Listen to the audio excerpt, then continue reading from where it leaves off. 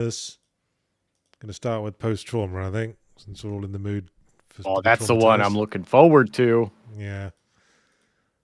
All right, it should be going out. Oh, I just heard myself, so we're definitely live on Twitch. Not seeing us on YouTube yet. Oh, there we are. All right, everyone shut up. Ad time. This video is brought to you by GameMaker. And if you've ever wanted to get into game development, GameMaker does this really crazy thing where it's free. Just start making and only pay when you want to release your game to the world commercially. It's fast, it's user-friendly, and there's easy-to-follow tutorials, plus a dedicated community to help answer even my questions. How make man jump? GameMaker is a 2D game engine that's helped bring some of yours and my favorite recent experiences to life, like UFO 50, Chicory, Anton Blast, and of course, Yahtzee's own Starstruck Vagabond. Ooh, are we talking about Game Maker? I love that program, it's so easy to use. As well as Starstruck Vagabond, I also used it to make all 12 projects in my 12 games in 12 months Dev Diary challenge. And I couldn't believe how much sex I got out of that. None. I got none at all. Which I couldn't believe. So what are you waiting for? Head on over to the GameMaker link in the description and start cracking away today, because we want to play your game. Yeah, looking through this list, I'm seeing one of you made Armpit Fart Tycoon, and I've got several questions for you. Boy, I must have seen that ad like 75,000 times and it never gets less funny. Those jokes just hit like new every day. Hello everyone, welcome to Yahtzee Tries. Jesse Galena's here. That's me, hey! And we're playing some spooky weird games. Because that's what we like. I'm a big fan. I know you mentioned post-trauma, and that's Yes. you were like, do you want to do this? I'm playing post-trauma, and I was like, absolutely. I have no idea what the other game is. I haven't even looked. I'm excited to find out. Well, fair enough. Well, let's get right into it then. Post-Trauma, a game that sells itself as a PS2 era reminiscent survival horror, whatever the fuck that means. But I'm excited to find out. I played the demo of it for Next Fest, and it was on the Next Fest video we did. It was one of my picks for most I was excited about. And like, I think it does hit the PS2 thing. Well, except that weird load in. That was bizarre. Yeah, that was a bit dodgy. I'm curious where it's going to start you, because the demo that I played was different than the first demo that came out. Ooh, start the game by shooting a gun. It's like Bioshock 2. Dang. Keeper Jace, thanks for subbing over on Twitch for 17 months. That's like the whole time we've been on Twitch. Yeah, pretty much. Oh, that's quite a facial hair situation. I just shaved, so I'm sure you're talking about the main character. Yes. What? Where is this? Where am I? Is that a moustache, or is he just taking like the handle from a plastic shopping bag and glued it to his face? Hello? I shouldn't be mean. Yeah, as someone who can't grow nice facial hair, yeah, don't be so mean. Oh, can't you? Kind of. No, I have ugly facial hair. Go back and watch like season 2 of Adventure Is Nigh. You can see me growing it out for something, and it's not as bad as I remember, but it doesn't look good. Oh man, every door I touch is stuck. This is PS2 survival horroring. I told you they nailed right. it.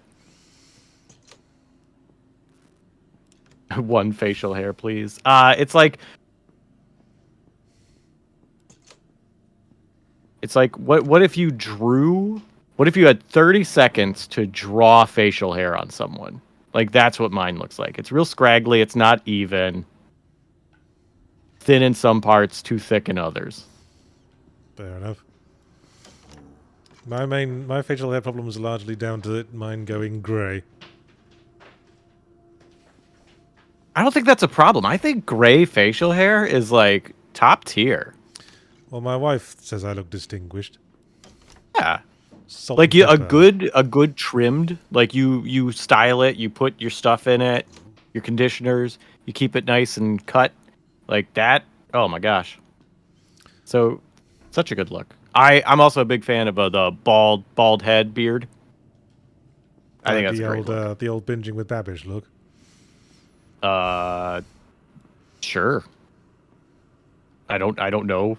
I've heard of binging with Babish, but I couldn't pick him out of a group of people. He's a guy with the bald hair and a beard, like Simon Whistler. Oh, okay. Got it. It's hard to tell them apart sometimes. All right. I've walked across 2 rooms, and I've found a lot of doors that won't open. Okay. This is where they put you in the demo, so I can... Chat, are you seeing the stream flash green? Like the whole stream?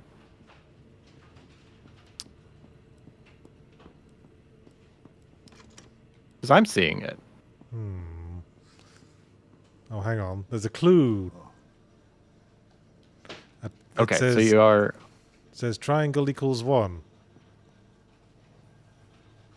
No, everyone says green look. The stream looks fine. Okay, that's weird because it's flashing on my like Twitch web browser, but I guess it's just me. It's weird. So thanks for answering, everybody. Just found a nice picture of Mike from Breaking Bad there. And now, yep, door's still stuck. Okay, I know what the thing is. I think I remember. So if you want me to tell you, Well, but it says it's also the lock's missing a piece. Mm-hmm.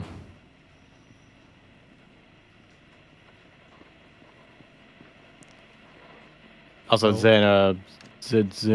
Zerkwale. You asked what band? Apes of the State. It's a folk punk band. Oh, hello. Found something. Oh, found a cutscene.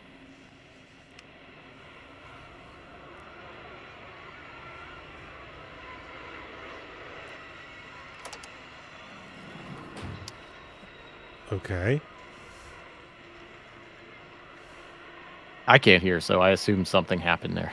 Yeah, a door opened, and now I'm in another train carriage. Oh my gosh, who put all these trains in a row? Every time he tries to open a stuck door, this fellow gets more introspective. How did I get here? Why won't these doors open? I'm locked in. I should open up to my therapist more. Aren't we all locked? Oh, here we go. Square equals 7. So triangle equals 1, square equals 7. And Susiguru 2000 with €5. Spend those anywhere in Europe. Sometimes. It says, does this guy have a chin? I don't know, does he? I guess not. He's got a sort of Playmobil figure thing going on with his head.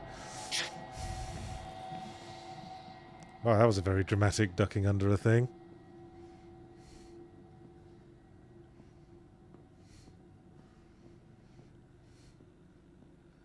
Well, he's going grey, but his hair isn't thinning at all. I'm impressed by how he got Yeah. that.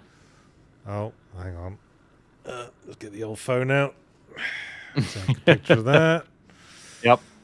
Da-da-da-da. Classic maneuver. Usual survival horror routine. I do like that the symbols for the numbers are the PlayStation face buttons. Jason, yeah. So it was. I feel like that's a nice touch. So we knew square was 7. No. Is that what it was? Yeah, And triangle was 1? Square was 7, triangle was 1. So it's 7, 1, something, something, 1. I'm going to bring up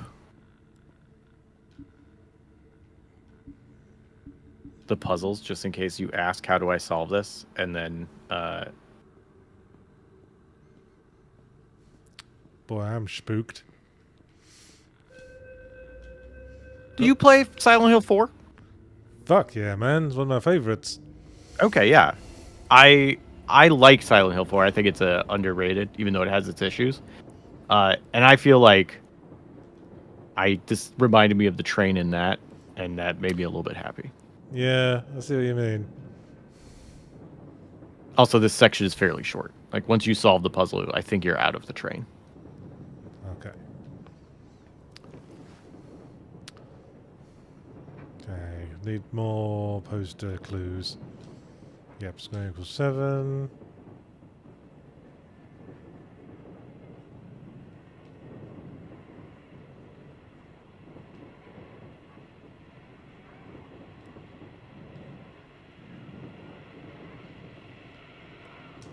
Aha.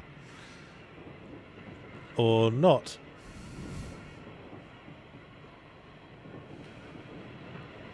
There we go. To gab it up. This thing's still banging away at me. George Lucas asks, have I played Remothered Broken Porcelain? No. Is that the really bad Remothered? Because there's like one you've played that was... Yeah, there's really one I bad? reviewed. There's one I reviewed that was bloody awful, which I think was Broken Porcelain, because the first one was Tormented Fathers, I want to say. Okay. Okay, this one doesn't have...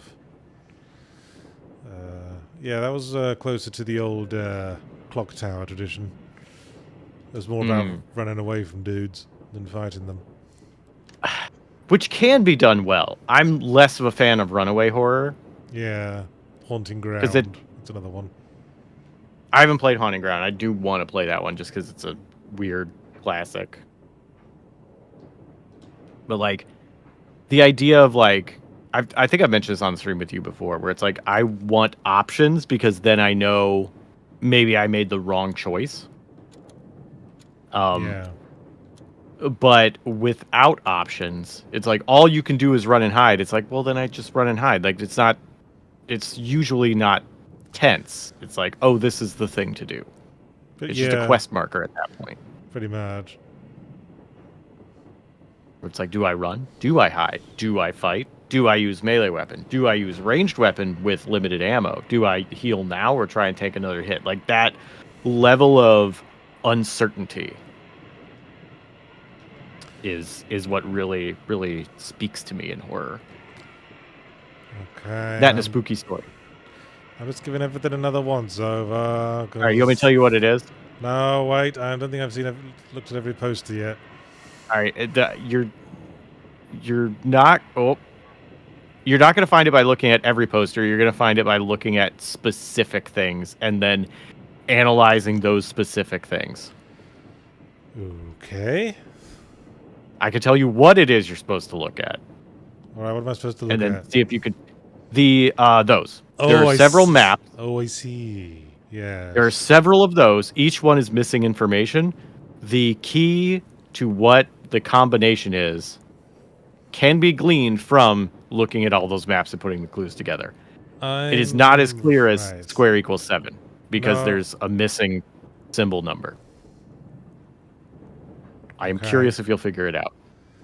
Well, I'm seeing that the square is at the intersection between the 3 line and the 4 line, 7 being 3 plus 4. The X is at the intersection between the 3 line and another line, which is purple. So perhaps we should find out what number the purple line represents. Maybe. Don't mess with me. I've been doing blueprints dartboard puzzles for weeks. Oh, no. Oh, this is going to be freaking chump change. It's like going to any action game after playing a Souls. Yeah. Okay. So you're like, why is everybody so slow? So we just need the circle and the X, and they're both on the purple line. Circle is purple plus 4, X is 3, purple plus 3. Also, Besmirch with $2 says, good morning and good afternoon, gentlemen. Good morning and good afternoon to you. Guten Morgen. Oh, here we go. And purple's 2. So, if purple's 2... La la la la la. If Fungus Finder with $2 says, can y'all speak up? I'm eating very loud chips. Oh, so the best kind of chips. Alright, so purple's 2, so circle must be 6, and X must be 5. Get my phone out. Look at that picture I took. Oh no. The rumbling's making my controller move along my thigh. It's a faintly erotic sensation. Ooh. Oh, Cade Brackenhausen says, if only I had money to tell Jesse and Yahtzee that I drew Adventures Night fan art of very important character Pinnacle. Pinochle. Is it in the Adventure is Nigh channel? Because it should be. Then we can Okay. see it. So 71651. 71651 is what I've concluded the solution is. Let me check. All right, we'll see. Incarnadine, thanks for subbing over on Twitch. 7. Oh, wait, no. You've been gifted a sub. Oh, nice. You gifted a sub. 2 Speakeasy. Thanks, Haha! Incarnadine. I got an achievement called Clever. Because that's exactly what I am.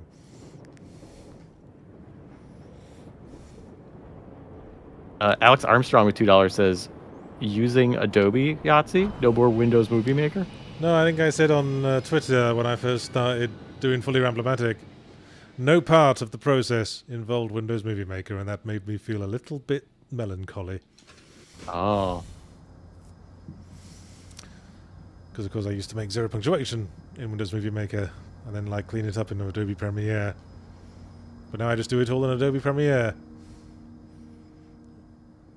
Which, I won't lie, feels like, you know, using extremely expensive oil paints to do shitty finger paintings. Blasphemy. That's wonderful. Alright, well, I'm a dude with dodgy facial hair, and I don't know why I'm here or what's going on. I think that pretty much sums everything up so far. Yeah, well, you know you shot somebody. Well, somebody shot somebody. Yeah, I guess it was first person. We don't know. Yeah.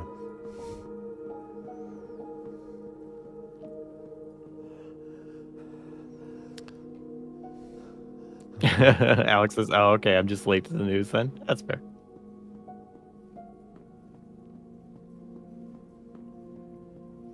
Voiced by Togo Igawa. Like, just him. And nobody else.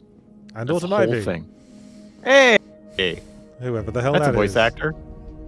She's a voice actor. Oh, I'd never heard of them. I forget why I know that name. Alright, let's play the Exit 8. What's the Exit 8? It's one of them looping environment games for where you're in a Japanese subway station.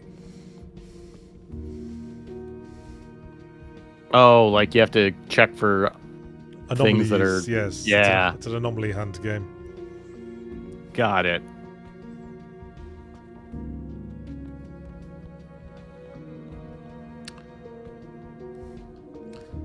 Oh, I picked up a used tape. Good for me.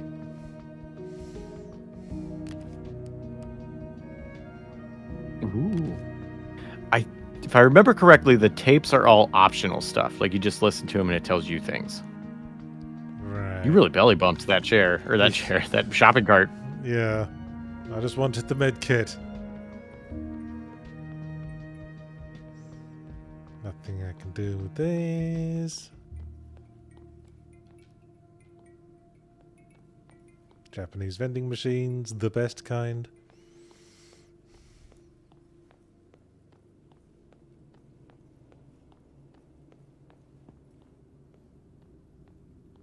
Speaky says anyone completely weaned off Adobe yet. Not yet.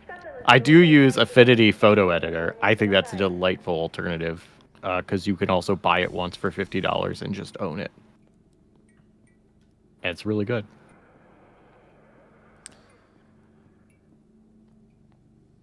Can you listen to the tapes and move, or must we stand still to listen to them? I don't remember. You do find tape players, but I don't remember if they stay.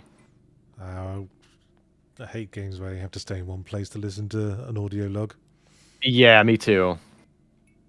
But I want to say you can move, but I really don't remember.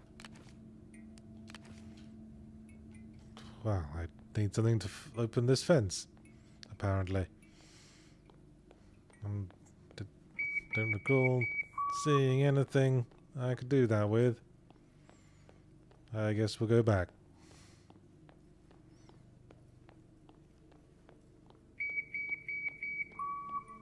Stop beeping at me. I haven't got a ticket. What are you going to do about it? All right, I have a guide up, so if you do get lost. Well, it'd be hard to get lost in the corridor that this game has been so far. Well, I guess if you get tired of not knowing where to go. Oh, I've had That's to the thing that happens to me where I'll think I checked everything and be like, I don't want to just push my face into every single obstacle and hit the action button to see what clicks. Okay, I'm playing a tape. Oh. But I have to stay on the screen to go through the tape. Oh, dang. Well, you gotta stay. Damn it. I don't care about plot, I've decided.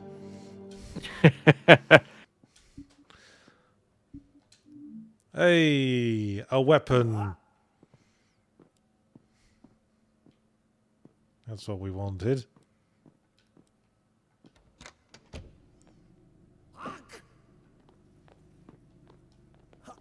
Dodge. Hit. Run. Seems straightforward enough. The staples. That's right, there is a dodge button in this, I forgot. Whee! It's a little fencing dodge. Yeah. Ho, ho. I both like and dislike how doofy this guy moves. Oh. Because, like, it's kind of cute that he moves awkwardly. Because he's just a dude. Like, I don't Yeah. want him Dark Souls rolling around. He's survival horror protagonist, man. Yeah, but also it's still a little weird, and I'm not sure how I feel about it. I like the way he sticks his bum out when you look at him from the side. He's caked up, dude. Yeah. He has to stick his bum out. Too much bum. Can't tuck that in. Oh, the man who chopped off the finger. Oh, yours or someone else's has been a member of the Green Gang for 12 months and said second game is about the duty of being a trauma. Like you're posted for trauma. Oh, okay. Yeah. I'm assuming, even though that is actually our first game, but it is listed second in the title. So my name. I was alone here. So my name is Roman. Can you help me? Oh, I see. I'm Roman from GTA 4, and I'm going to nag someone to go bowling with me. You want to play darts? I totally forgot that guy's name. I just remember that he would call all the time. Oh, ho, ho, a well-landed blow, sir.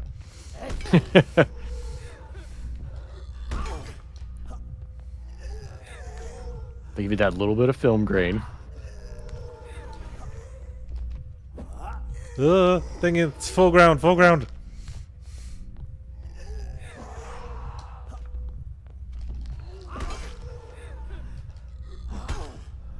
Get him. Oh, it's losing a lot of blood. Oh, God, we're crap at this. I mean, have you ever tried to swing a crowbar? Honestly, really hard to swing. Oh, well, I wouldn't. I have a baseball bat that I keep under my bed in the interests of home defense. Way better choice.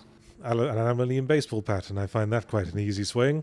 I think I could do quite a bit of trauma to a human skull with it, given the chance. Put nails in it though. I feel like you should step it up. Get a little blunt and piercing damage. But then you run the risk of embedding in the victim's skull and them running away with your weapon and leaving you with no other weapon to deal with any other attackers. Well, I guess that's true. See, you just Jonathan didn't Ross. think, did you? Well, no, I would rather take the risk of bonus damage with a higher risk reward of losing the weapon than only blunt damage. Oh, it's a limited inventory management situation. You got to. Jonathan Ross is a very important question. Wooden or aluminum bat? It's an aluminum bat, as I said. Oh, I didn't hear that part either. Well, I might have said aluminium.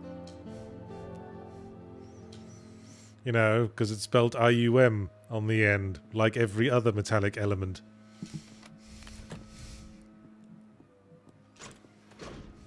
Like mercury? Besides that, every other element that ends with IUM. If I knew the periodic table, I might be able to find another one. All right. Is it glass Go on then. bat? Go and find another element on the periodic table that ends with UM but not IUM. Metal, dirt and skin says except iron and copper and silver and gold. All right, and shut up. Plutonium. Radon. That I don't. ends Is plum bum? I think plum bum is just a fun word. I don't think that's an element. If plum bum is a real element, that is now my favorite element. Oh, you know, it's PlayStation era survival horror because we're on a Dutch angle. Oh yeah, you got to. That's how you know. I miss Dutch angles in video games. They don't do them enough anymore.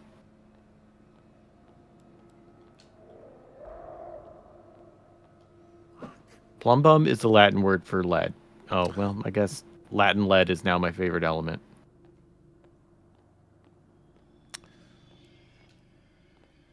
Need a key card. Well, so far the puzzles have just been find the key to open the door. But that's how we liked it in PS2 survival horrors. Boy, I enjoyed walking on those railroad tracks so much, I'm going to do it some more.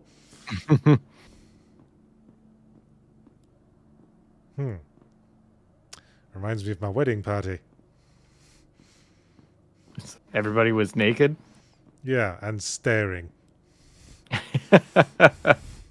Sounds like a good party. Well, depends what you're into. That was a... it was hard to tell with the camera angle, but that was like a gap in the wall. Oh, yeah. There's another spot that actually I had to look up because of the camera angle and was like, where am I supposed to go? And then I found that it was somewhere else. I'll bet money that you don't have the same problem that I do. Or I did. Boy, I'd love this game to start having a plot at some point. Yeah. Don't If I remember correctly, in the demo, it was just the tapes that gave you tips, and then where the demo ends is a little bit of information. Okay, because I feel like at the moment this is more like just sort of survival horror supercut. Just survival horror ideas. Mm-hmm. Yeah, Splattered nothing is out. holding it together yet. Yep. Look Another at that slight door. shaky cam, though. Another door that needs a locking mechanism. Oh no, it sounds like Grover from Sesame Street is in pain. I don't think I've ever heard Grover in Sesame Street in pain.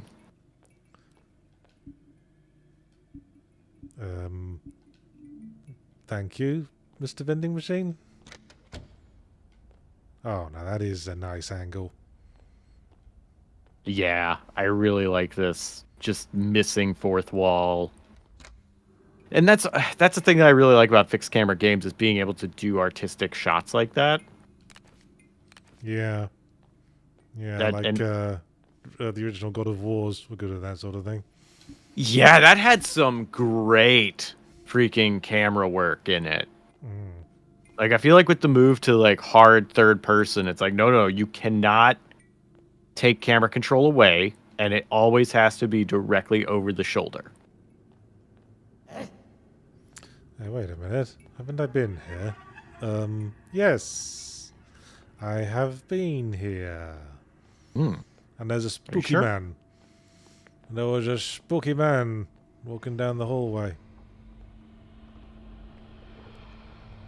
That, like, slow zoom even when you weren't moving. Yeah. Like, that's a good little touch. And then it, like, it gets less...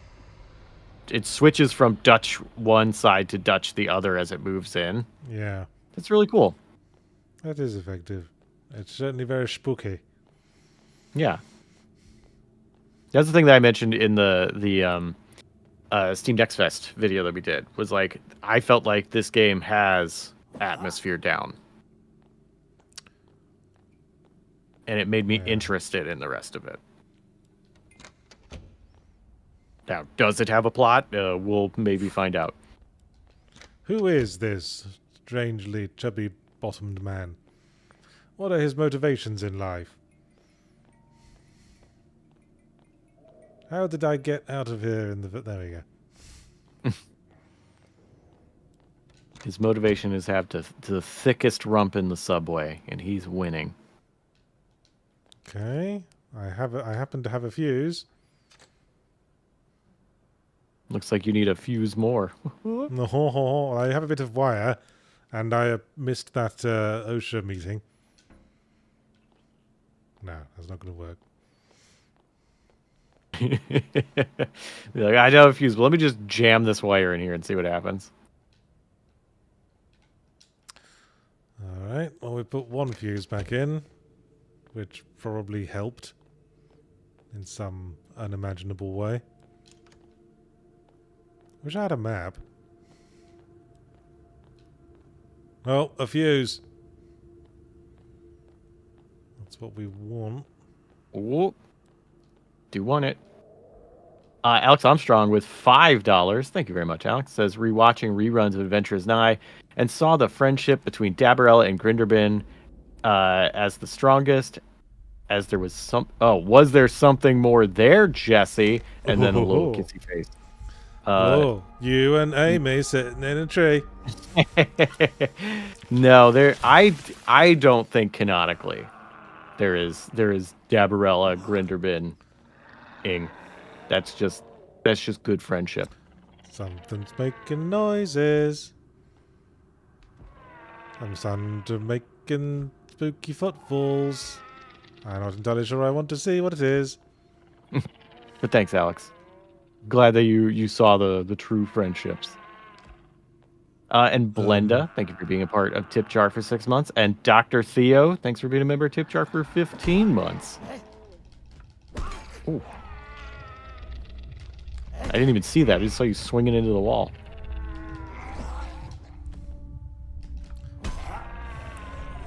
Ah.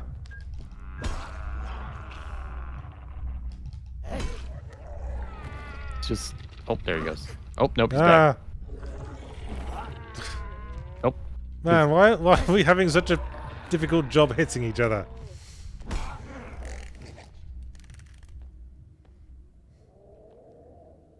That animation was a little funny. Okay. That guy skipped leg day. Badoot. I found a second fuse. Boy, this is going well. One more. Still no power. Just need one more fuse. Dr. Theo with $5 says, but you can always buy the Adventurers Night plushies to make all your shipping fantasies come true. That's true. Yes. Just make them kiss. Yep. They can smooch in your fan fiction. Yes. Make them kiss other toys as well, such as Barbies and G.I. Joes, depending on what you think our individual preferences will be.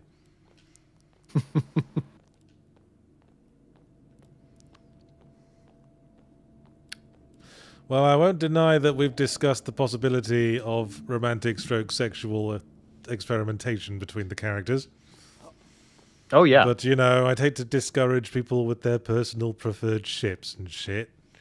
Oh, yeah. You want to be able to, you know, enjoy your thoughts. Yeah.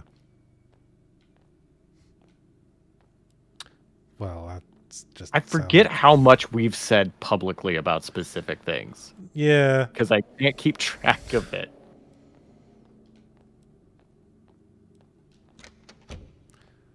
Because I know internally we've talked more about it. Yes. Before, when we were doing season 4, we got a couple of things straight to infuse future character interactions. Yeah. Maelstrom says, I'm scared of Jack trying to do a fan service episode. We're going to do a beach episode.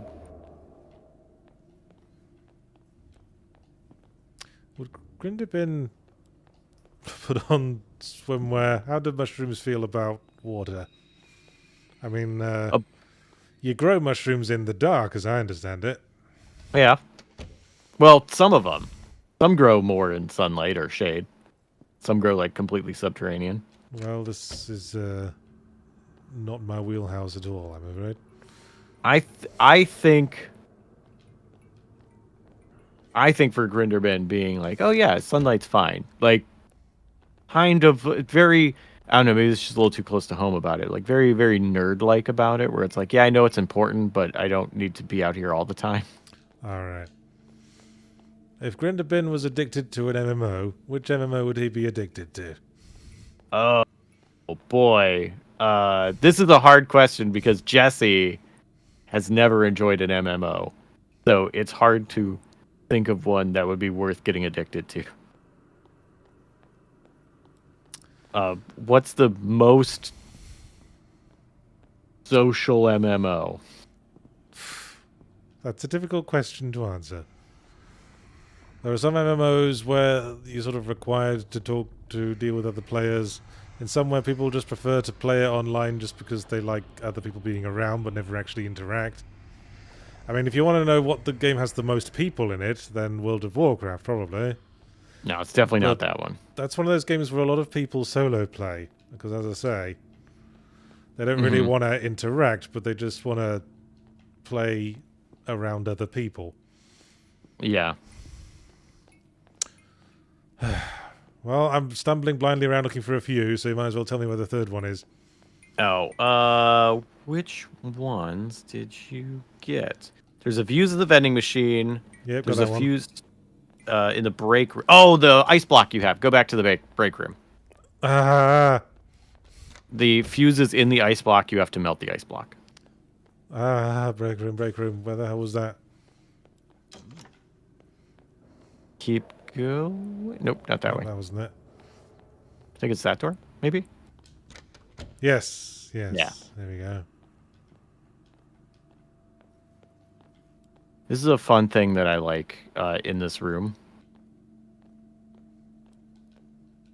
Well, I won't tell you.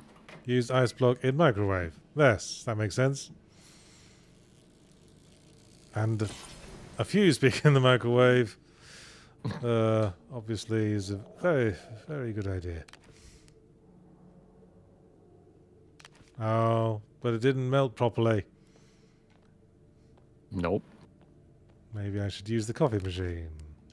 Hey, I do like that it has a false answer in here. No, that's good. I mean, I was playing Old Skies recently, and one of my complaints about that was that there's only ever one thing you can do at any given moment.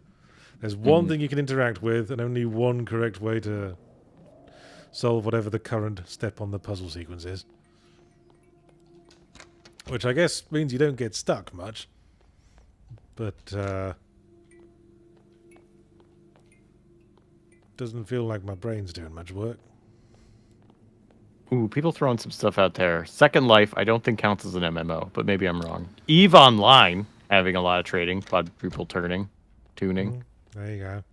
Maybe. Sea of Thieves, George Lucas. That's pretty social. It might be Sea of Thieves. Also suitable for Pirate Kings. I was gonna say, I don't like that one works, though. Not a pirate king. Simply employs a freelancer who,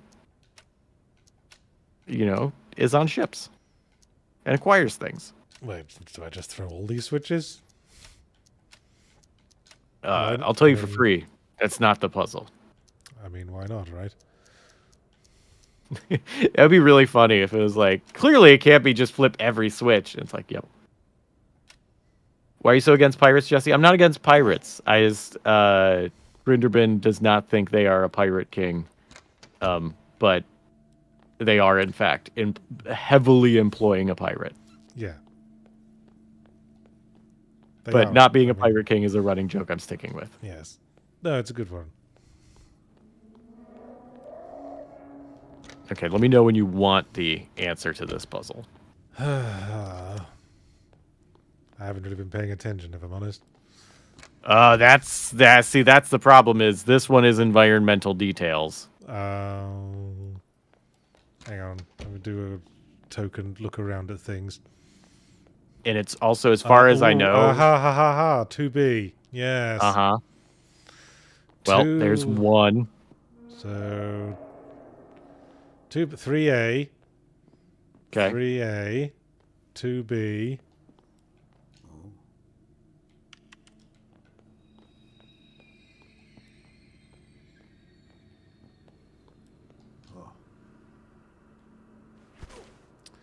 See, there's a...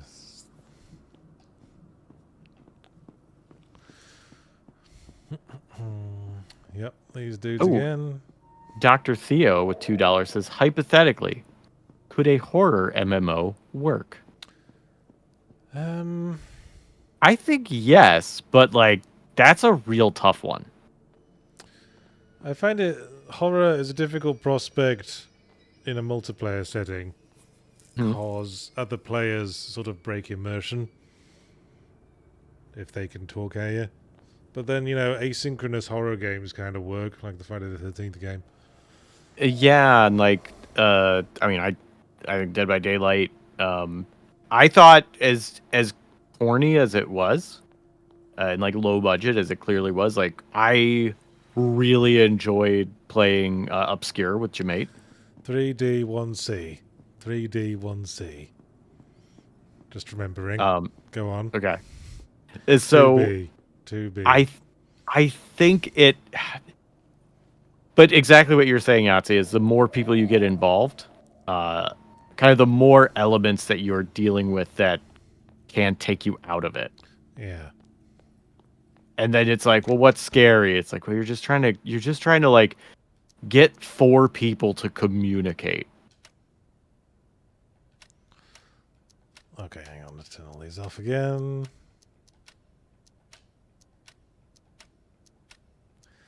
So, the graffiti said 3A.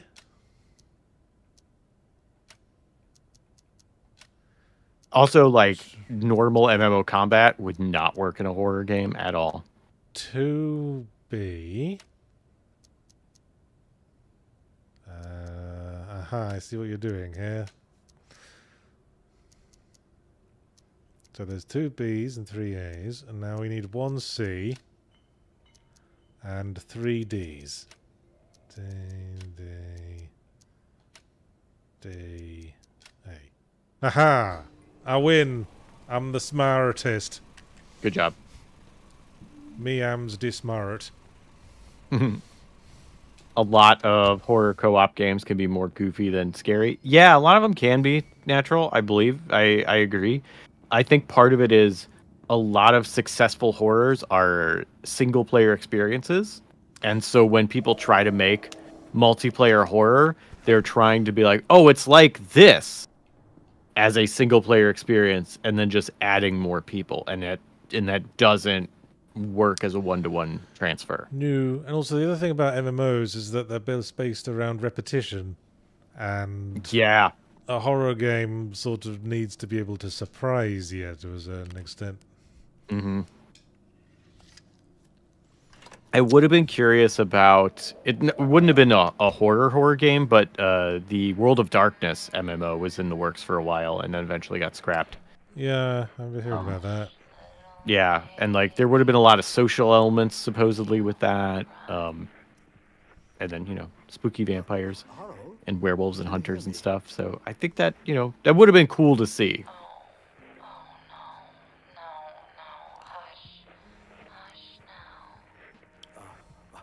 Dr. Steele says, I would imagine it being like a first-person raid experience like GTFO, although that's more thriller than horror. Yeah, GTFO, I guess it is more thriller than horror, but it has a pretty good multiplayer horror. It's tense. Hang on, I'm focusing on this plot. Oh, okay. We all need help. See, kids, this is what we had to do before browser tabs. True. I think. There's a door. A locked door. Yes. I have the code. You do? Oh, how? I don't know, but I do. 33284.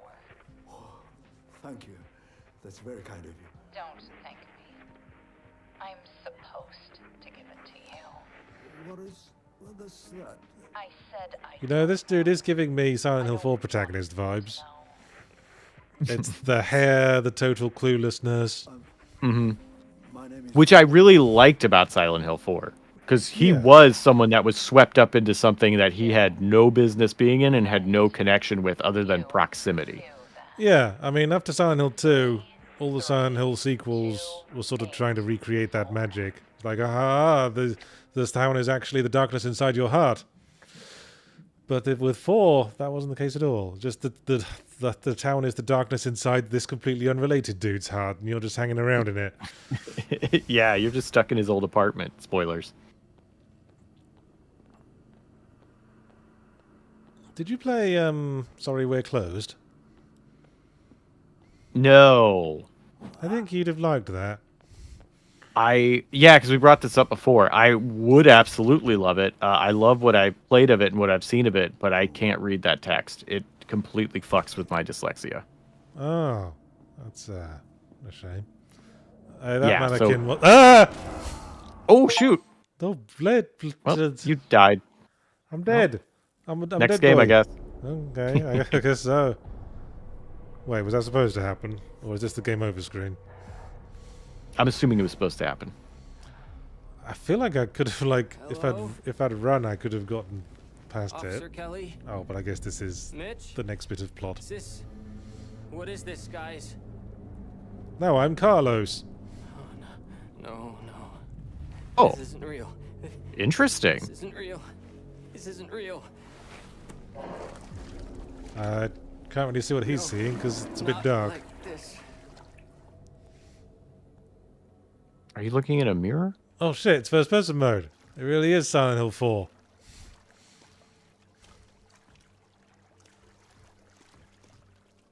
I'm like in a police station in first person. Real grimy one. That's flooded? Yeah, flooded up to the knees by the looks of things. Well, colour me intrigued. Someone sold a Rubik's Cube and just placed it on top of the filing cabinet, feeling very pleased with themselves. Yeah, they really wanted to show it off. Yeah. They're like, look what I did.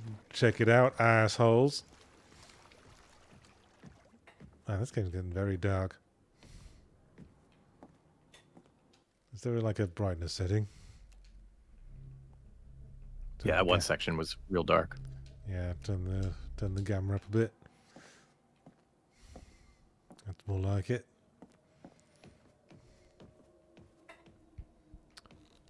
Well, that works. Ooh.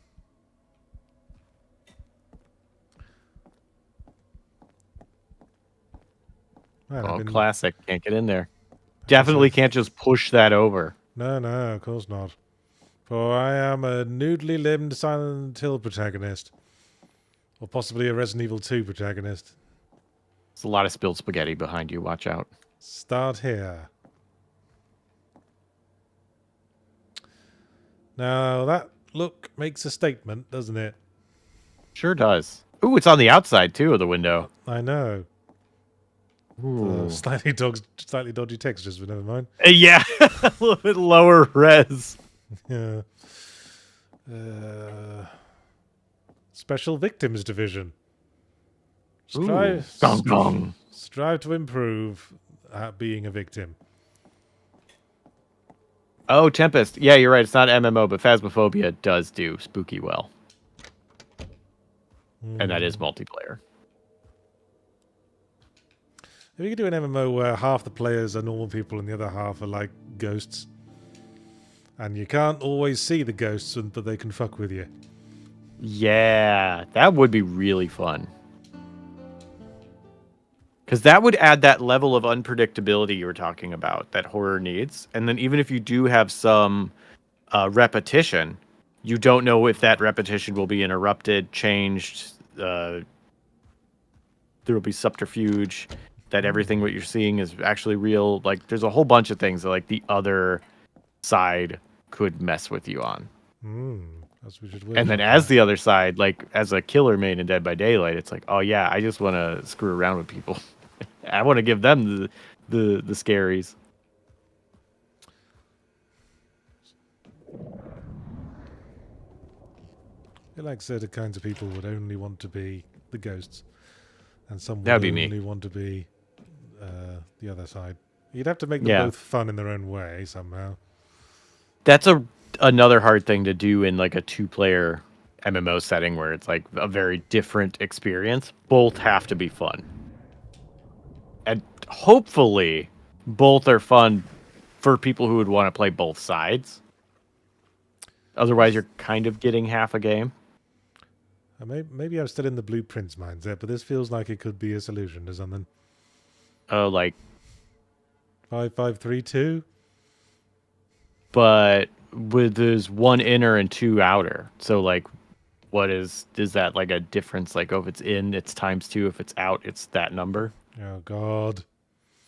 Or ×3. I mean, I'm at the point in like Blueprints where those puzzles are all about, you know, rounding up to the second significant figure and then reversing the digits and Oh like, gosh. like dividing by 3 and then multiplying by 12. I'm not smart enough for that.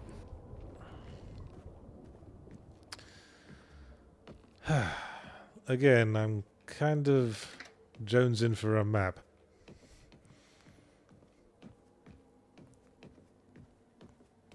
Spoiled by Silent Hill maps, perhaps. Hey, the toilet. Now it's a party. Best maps in the game. Hey. Aw, Sly Dante. Thanks for subbing with Prime. Much appreciated. Fun fact, if you have Prime, you can sub to somebody for free every month. If you make it us, awesome. But you can make it someone else and make their day too. I mean, obviously, we'd prefer you sub to us. I mean, yeah, that would be cool. Yeah. But if But, it, you but know. if not us, at least do it for somebody if you have it. But hey, we're not the boss of you. Man, That's things true. keep making Fun. spooky noises.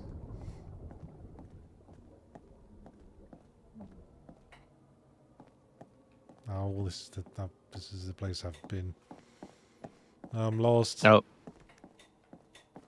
Eric, also a good reminder. If you have Amazon or Twitch Prime, you also get free games. What games? I don't know. You get free games on Amazon Prime. I know you get Yeah. TV shows. Oh, look at that. And Kithoff. And Kithoff? Tell me how to say that name. Subscribe with Prime. Possibly hearing exactly what we were talking about. And started a hype train. Thanks. Nice. Choo choo. This looks like my desk. My head hurts. What's happening? My sentiments exactly, protagonist. Do you need me to look up what should be happening? Oh shit, something's happening. Oh no! I'm not sure how I feel about it. That's a lot of hands. Ow. You bastard. Inkithoth. Inkithoth. Inkithoth. This is the room we started in.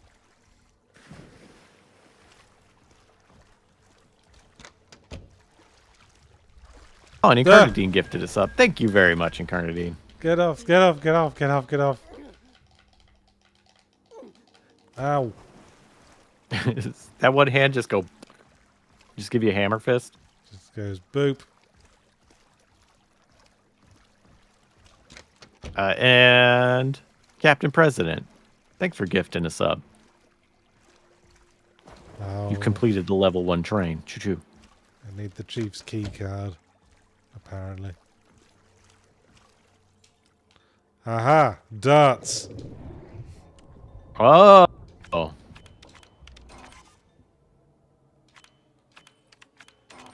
Well, what was it? Do you want me to, like, legitimately look it up? Yeah, you just look it up. We ain't got much time left. Do-ba-do-do-do-do. Ooh. Dartboard puzzle.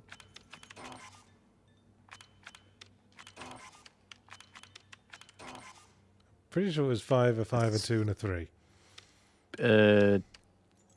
5, 5, 3, 2. Yes. What order do they go in? Speed is the clue. What? Wait, with Carlos's pipe up top the monitor. What?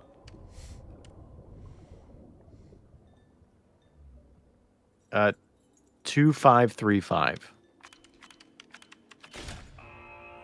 Okay, Christ knows how you're supposed to figure that out. If you looked, there was a... Oh, the colors came into play. Somewhere there was a snail, a tortoise, a rabbit, and a leopard. And they were the same colors as the darts for the dartboard. I feel like randomly jamming the numbers in different orders would probably have gotten me there. Yeah, maybe. I mean, brute force, eventually you would have gotten it. But yeah, it was snail, tortoise, rabbit, then leopard. And you were supposed to do it in that order. Okay, well, I found the key to the chief's office, which was in a prison cell for some reason. I mean, maybe the chief just hangs out down here. Don't judge.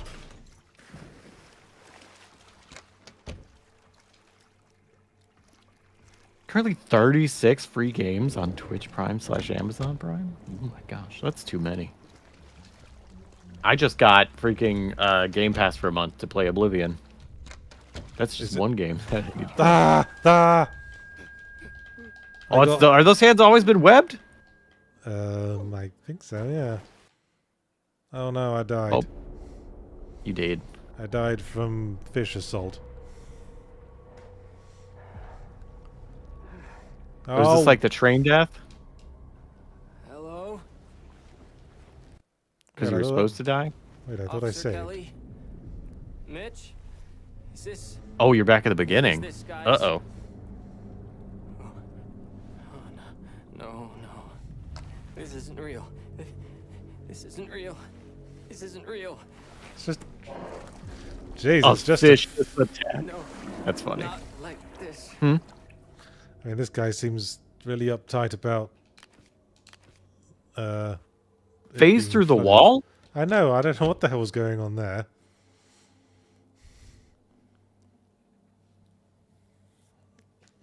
A bit of silliness, I think.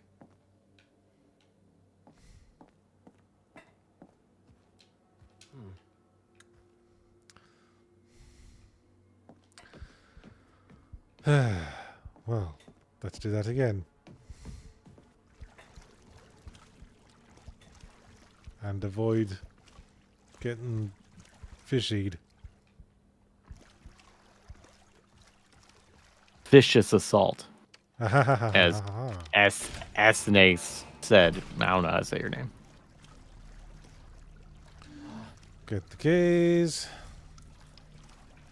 La la la.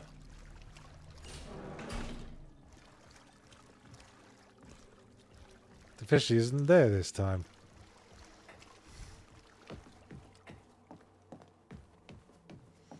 Find the chief's office. Hey, Tim Fallout. Thanks for subbing with Prime.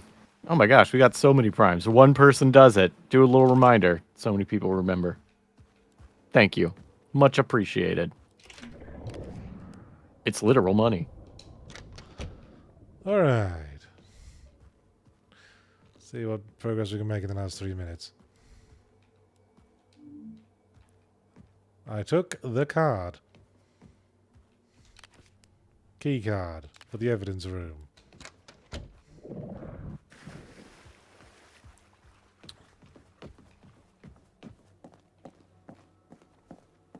The thing I didn't like about what I played, and it looks like it is continuing this on from what the demo had, was the puzzles are kind of like that dartboard one where it's like, here's the thing, and then there's a clear written clue for something else that you have to go find somewhere else. Yeah. And it just feels very video gamey. And Thought. like it doesn't feel like in context. Like replaying Silent Hill 3, so many of the puzzles were in context. Like you had to use a coat hanger. You had to like do things that mattered on a meta level to the story. Yeah, like the coat hanger And represented abortions. right, like there's a lot of subtext in all the things you have to do. And I feel like, you know, maybe they'll connect later, but a lot of this was like, you know, you do this and then you'd use the fuses. Oh, okay. Where it's like in a Silent Hill game, the early ones, like if you getting power on had an additional meaning other than this door would get powered on. I can survive this. Okay, I guess There's no I way solved this thing. Just Well, good gotta job. find it. Also, thanks anonymous person for gifting a sub to Skoo Guku. Gookie. I said sorry. Gukai? That's a fun name. I don't know how to say it though. Spooky corridor. See? You see that? Ooh. It was like There's always. whatever was dangling there looked very boa constrictor, like a yellow boa. And now we're gonna die. And then we get killed. Oh no. No, no, no, no, no, no. Or was this just a bad dream? Oh no, no, no. No, no! Man, what a fundamentally negative person we are.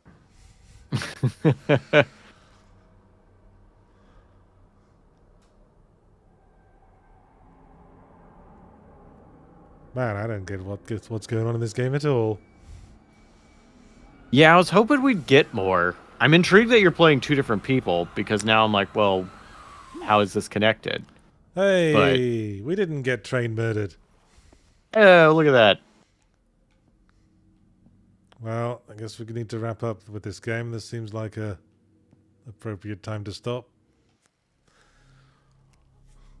Well, any final thoughts? Besides, I the am title curious. screen looks like the Daikatana logo.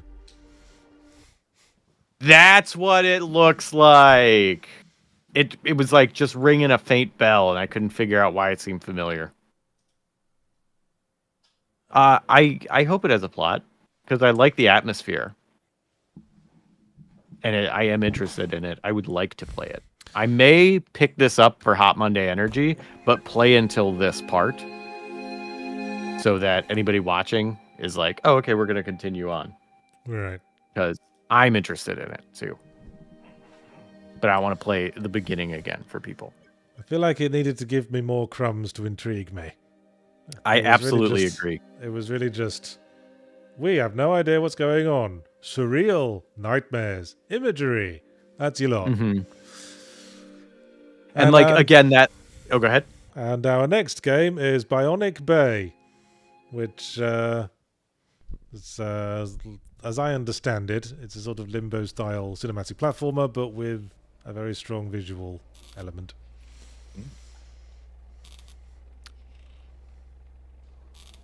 Well, now I can close the guide.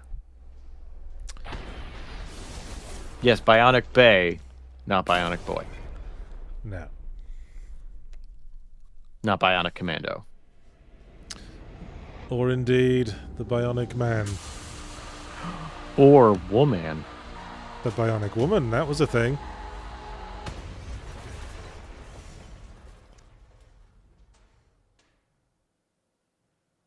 Incarnating, yes, we were playing post-trauma. That was post-trauma, and now this is Bionic Bay.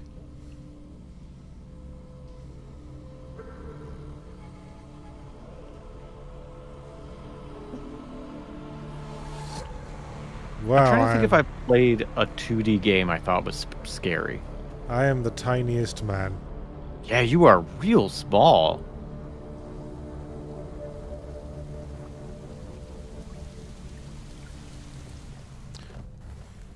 Sussy Guru with €5 says, speaking of Bionic, have any of you ever watched The $6 Million Man? I know of it. Well, we were just referencing the Bionic Woman, which was a spin-off of the $6 Million Man. Wait. Was there not a show called The Bionic Man?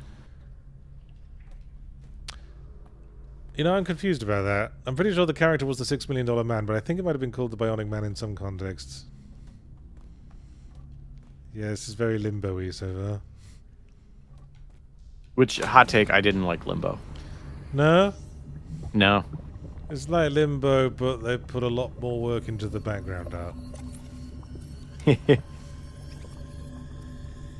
mean, that is good. And Lord Refa, thanks for subbing with Prime, and says, subbing with my Prime to Dominate Me Baby. Lovely. Duh. Can do, Lord Greffa. You got it. Just because you asked so nicely. I've been subjected to evil science. Now I can jump really high.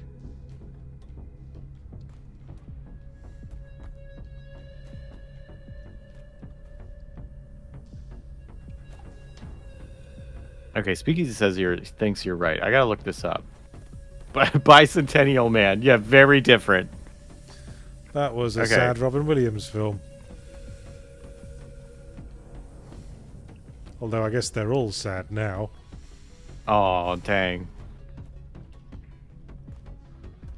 I think they need to be sad just because he's no longer with us. Well, he always was. Cheer up, Robin Williams, we'd say. No, he'd reply, for I am sad. Okay, searching for the Bionic Man does reference me to the $6 million man.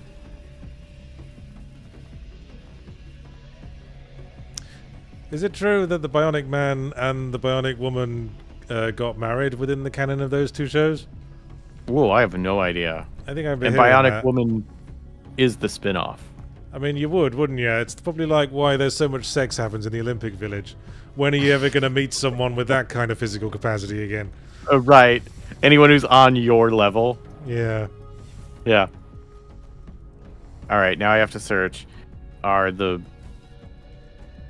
Is the $6 million man and the Bionic Woman married?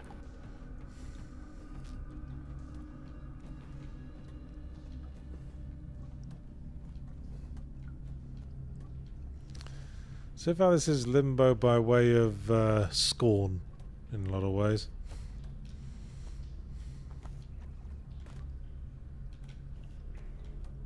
I'm getting some weird things from the Google AI.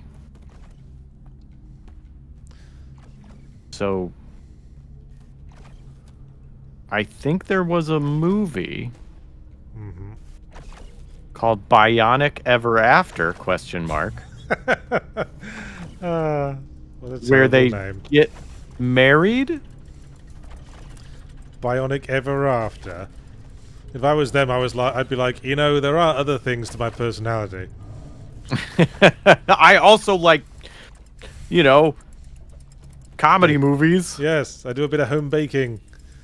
You know, like to play pickleball at the weekends.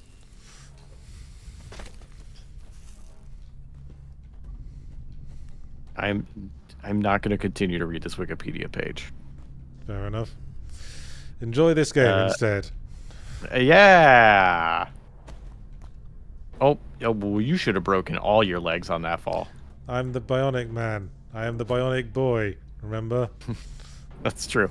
Whoa, what the hell happened there? Draco Yasha, thanks for subbing with Prime. Much appreciated.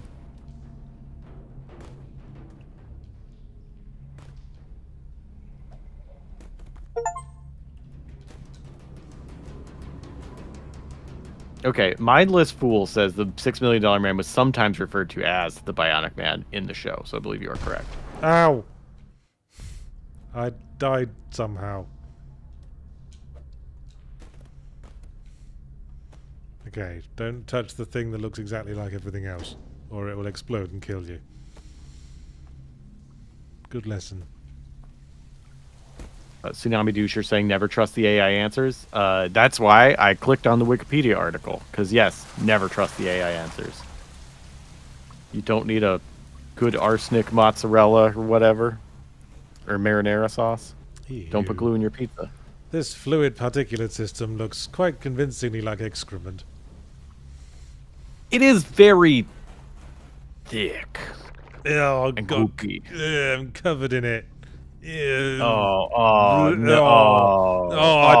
I touched it again. Oh, it's in my shoes. Oh, it's in every crack and crevice now. God, what is this? A Melissa McCarthy movie? That's a name that I feel like I should recognize. You know, she was in the Ghostbusters reboot where they were all ladies. Melissa McCarthy, yeah. Thanks, now I remember. Okay, this is giving me... She was also in that R-rated puppet movie, which I did not see, but Yes. still want to. We are like tiny, helpless thing in the workings of giant machine vibes. Which was also the original name of this game. Yes.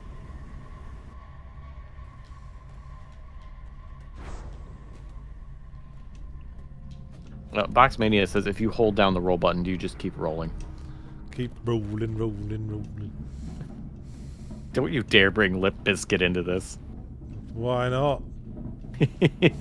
I have no reason. I just wanted to say that. I'm not here to yuck anybody's Limp Biscuit yum. Why were they Actually, you know what? Don't think about that sentence. Why were they called Limp Biscuit? Do you know what a Limp Biscuit is? Is it something euphemistic? This is what I've been told. I don't actually know if this is true, but it was. Hey Jesse, editing this in the future on Yahtzee tries. A Limp Biscuit was like a thing. Can I say this? I don't know if I'm allowed to say this. Oh, is it like a soggy biscuit? I don't know what that is. So The soggy biscuit game, where you'd pass around a biscuit and masturbate on it, and the last person to come has to eat it. Yeah, that is supposedly a Limp Biscuit. Oh, I know that as the soggy biscuit. Oh, okay. Regional semantics, I feel like Limp Biscuit though is a better name. if you like. Though it surprised me that it was called biscuit in America, because of course the British biscuit and the American biscuit are different. Well, because it's a biscuit, not a cookie. Yeah, and presumably it would have to start out as a hard biscuit in order to later become a limp biscuit.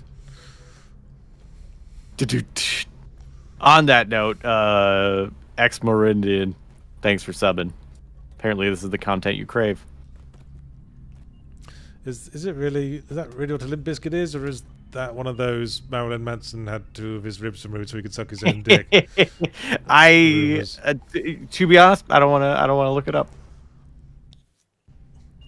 Okay, we need to do a big jump and fail. Shit.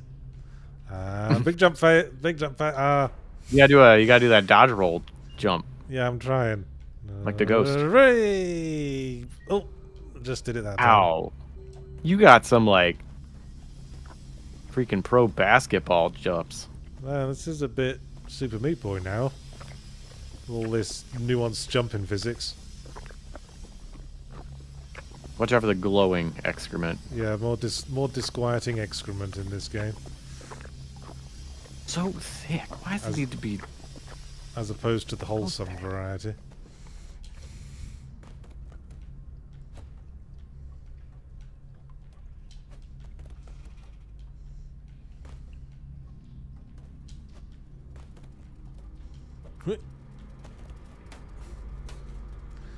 Alright. Well, we're getting somewhere. And dying.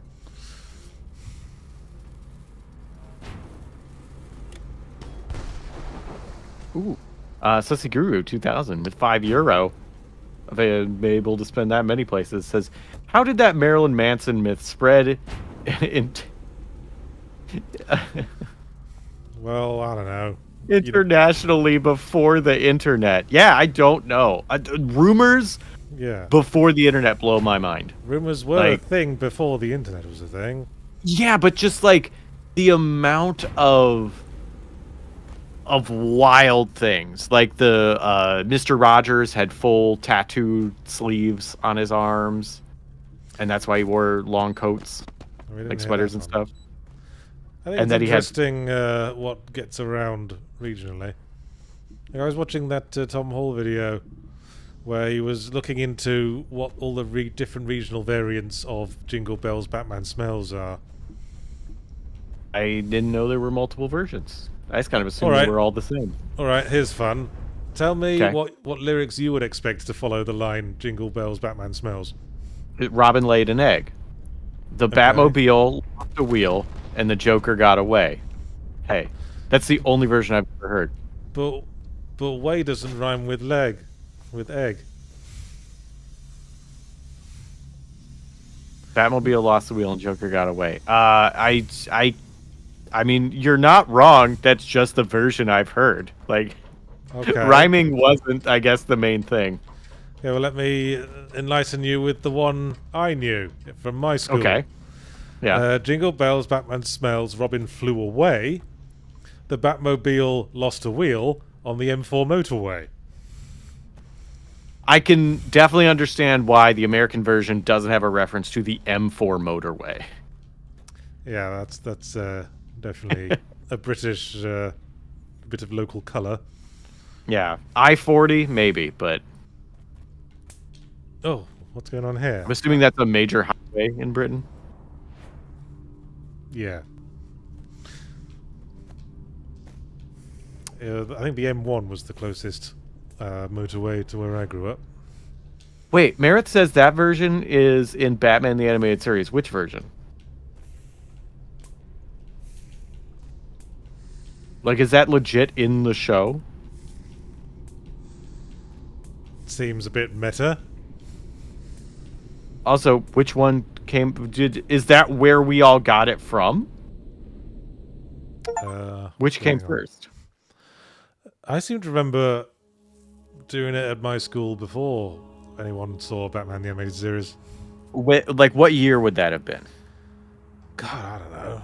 It's just one of those things you always knew was a thing at your school. Like, Okay, Incarnate says I was singing that as a child in the 80s, and it was definitely not in the 80s. Unless the 60s Adam West version had something. Where do these come from? Because we also sang My Friend Billy when I was at school. I'm afraid to ask what that is. You know, my friend Billy had a 10-foot willy. He showed it to the girl next door. She thought it was a snake and hit it with a rake, and now it's only 4'4". I was correct in my worriedness of asking what that was. And I thought that was just like my school, I've but never I've heard heard like references. I heard it being referenced by larger comedic media. Oh. I've never heard it.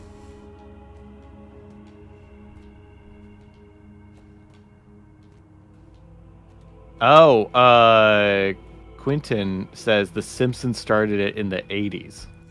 No, they were just quoting the Batman Smells song. I mean, it's the one you sung, but they sort of popularized that version of the lyrics, but they were referencing the fact that it was already an established schoolyard song.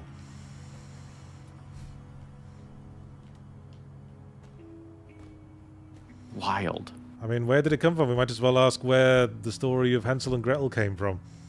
It's just... Well, clearly, it's a it's documentary about two children. It's just folklore, innit?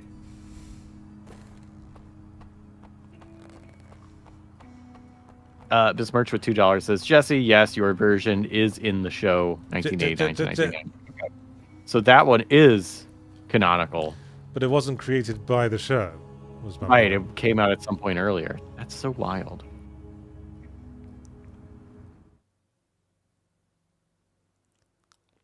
So it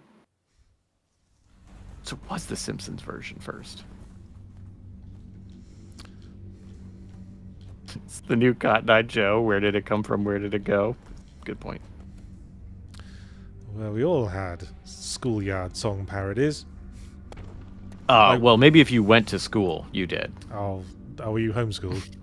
Yes. Oh dear. I had 3 years in high school. I was in a private school. That explains a lot. So actually, like maybe 2 years, 2.5 years, 2.25 years.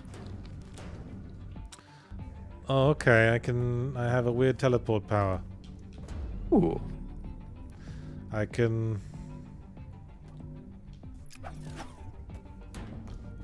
swap places with things.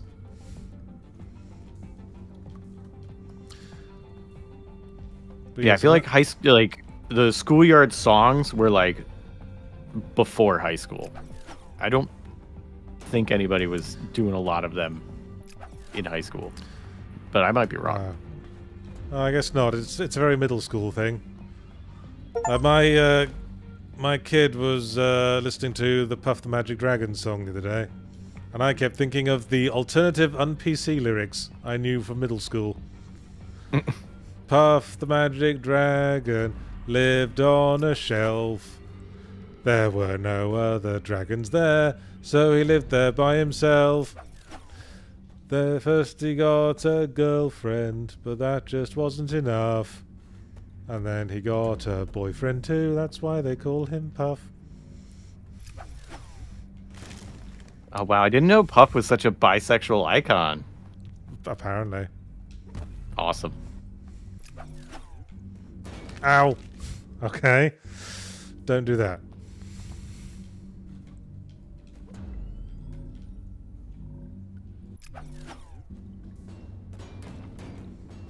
Private school ain't cheap, and they're so uptight. Uptight. Some of them, yes. Cheap. Mine was. It was the school for people that had trouble in other schools. It was a good time. Were you just like? Was it like learning problems, or were you a troublemaker? No, I had learning problems. I am severely dyslexic, dyscalculia, ADHD. And so the school was pitched as for learning disabled high IQ kids. What it really was a school for a lot of people that got kicked out of every other school. Right. Many of which were ADD, dyslexic, things like that. Others just, were kind of troublemakers, and they were very fun to hang around. No, I was a good boy. I did all the traditional schooling. Went to grammar school, the kind you have to... It was like a merit-based, like, advanced school. You had to pass an exam to get into. Oh, wow. Dang, you went to real school. I know. A British school, where education isn't constantly defunded. Oh, that hurt. Yeah.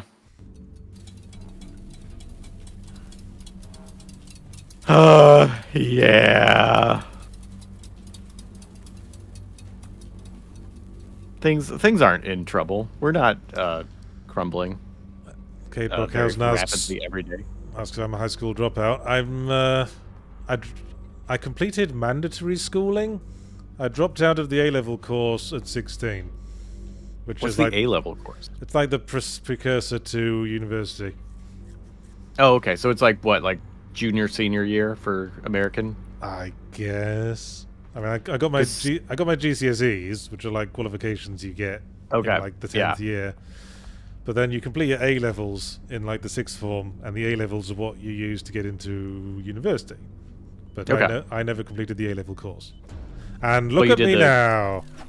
But you did the qualification thing so that you could get into college, because you went to college. Maybe. No, I didn't. I don't actually. No, I didn't go to college. Really? No, I'm self-taught, baby. Oh, I had no idea. You're about to get crushed. Oh, that didn't squish you to death. That's weird. I had no idea. Jonathan Ross saying 1976 is when it was mentioned in a newspaper, because we are still on this Batman song thing. Okay. No, it's just like playground folklore. It just springs from nowhere. No one knows where the My Friend Billy song came from either. Trying to find where it came from is being on a hiding to nothing. I disagree, because you could find it and then it came from a newspaper article in 1967. I suspect, again, that was just referencing the fact that kids were already singing it in schools. I did say 76, probably. That's dyscalculia for you. All out 67. I mean, all the stories the Brothers Grimm wrote down, those were just stories that have been passed down through all the oral tradition. No one knows who wrote them. The Brothers Grimm just compiled them. Same is true of most of the original stories of Robin Hood and King Arthur. It's just the oral tradition, and Jingle Bells, Batman Smells is the modern oral tradition. But if we can prove where it came from, then Who we can the show fuck cares? Why can't it be a beautiful thing that conjured apparently from the collective unconscious? Because it's untrue. If you think it just sprang out of nothing, but there's evidence to prove otherwise. No, clearly it came from something, but isn't the mystery all the more intriguing? If someone came out today and said, "Hey, I wrote the Jingle Bells Batman Smells song. I got it copyrighted. Here's the wax cylinder to which I recorded it," it would lose all its mystique and charm. I completely disagree. I feel like it would be so interesting to know that one person was like, especially that long ago, was like, I got a parody song and I'm really gonna copyright it. I think that would be absolutely wild, and I'd be very intrigued. I feel like the knowledge does not remove the mystique. Well, it kind of does. I mean, I just disagree. Okay, so we're doing a sort of bespoke physics puzzle sort of mechanic, where you swap yourself with things to solve problems.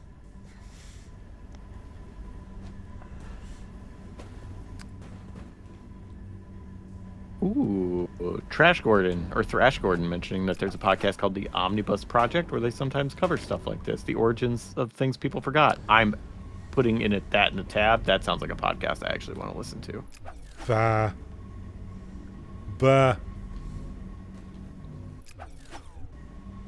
I listen to podcasts about sensible things like serial killers. Yeah. Very sensible. Yeah, I've been on a real true crime YouTube video essay kick lately. Yeah. A number of times I've listened to the Chandler Halderson story. Do I want to know who that is, or should I just like enjoy basking in my ignorance of not knowing who this serial killer is? He was just a dumb 20-something who murdered his parents. Oh, okay. Because that was easier than explaining to them that he'd been lying about having a job.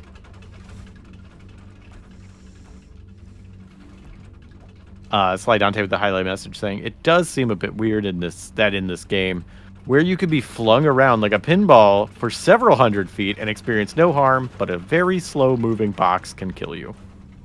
Did I survive that? Huh. I'm surprised that I survived that.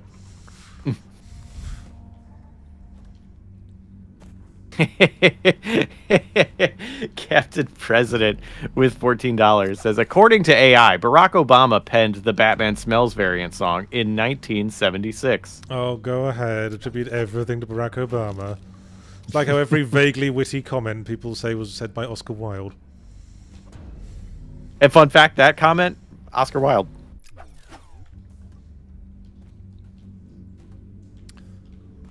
He was very prophetic. And it wasn't Marie Antoinette who said let them eat cake either. But you all know that. Who said let them eat cake? Or was it a nobody actually said that? That was just kind of a vibes thing. I don't think it ever got fully cleared up.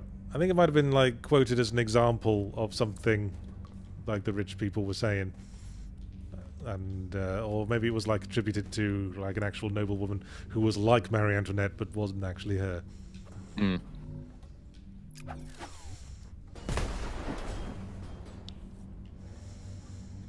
Sasaguru 2000 with €2 to say, thanks, Obama. Man, 2010's best meme. I don't remember when we said that. Why did we appreciate Obama while he was around? For real. And now he's off just sort of living it up, doing his thing, and sort of moved on with his existence. And we're all like, no, come back. Remind us of a time when the presidency made some degree of sense. When it wasn't just heartbreak and harrowing stories multiple times a day, nearly every day.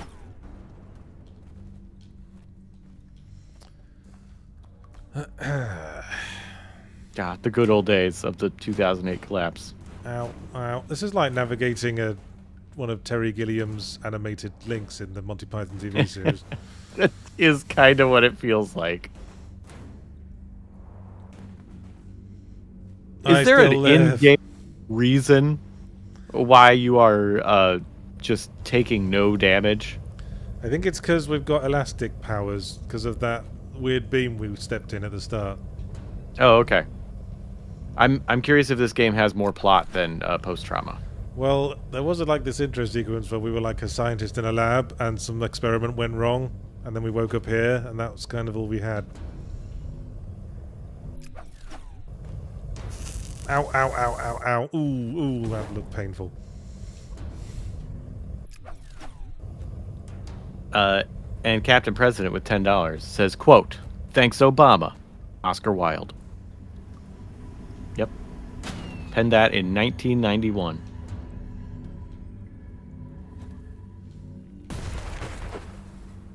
And Susaguru 2000 with another €5 says, "Remember when we all thought Sarah Palin was the worst we could get?"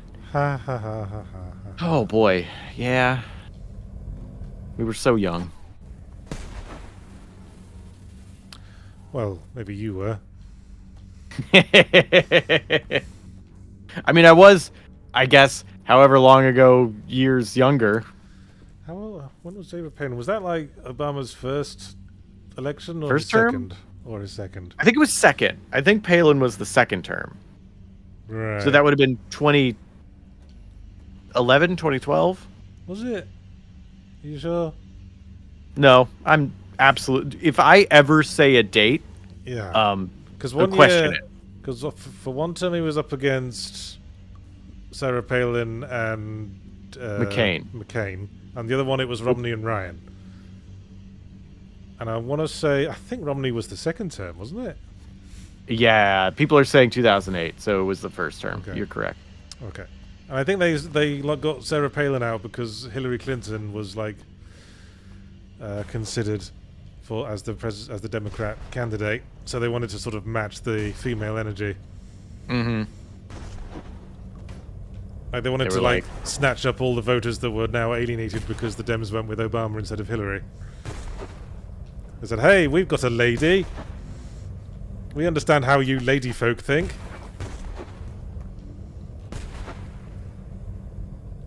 Whew.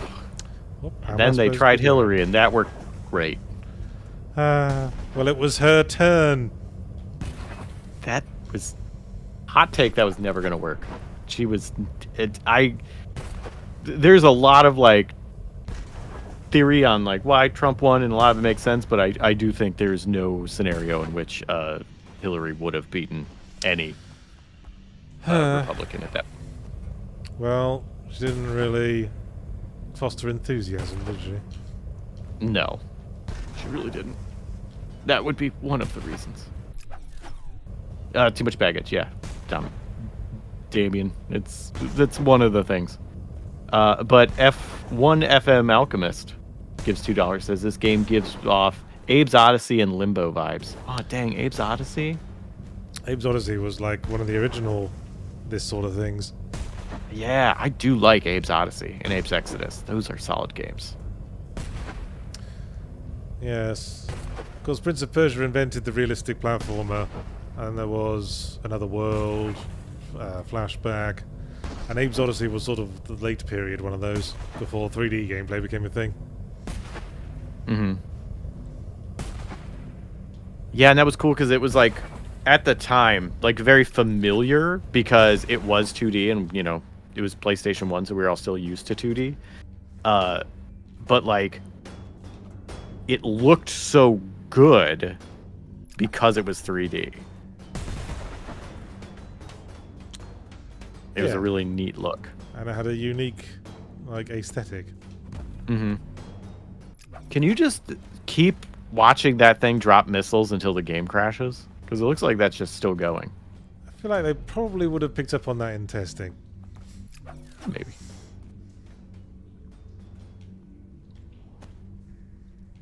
Prince of Persia's influences are still astounding, says Cephalopod. Yeah.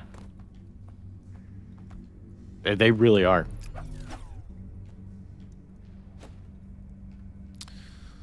Alright. Yep. Just tokenly seeing what would happen if I jumped off there.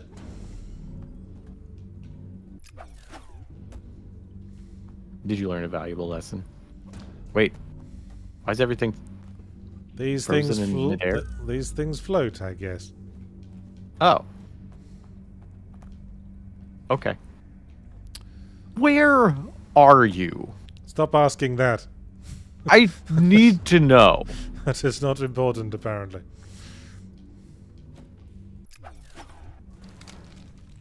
Yeah, probably have seen that coming. I was like, that whole box is holding that up, right? And the answer was absolutely. Yeah. So you can't swap it. Can you swap two objects? Or can you only swap with yourself? Oh, you could just do that. Yeah, that works. Swap while still under the thing.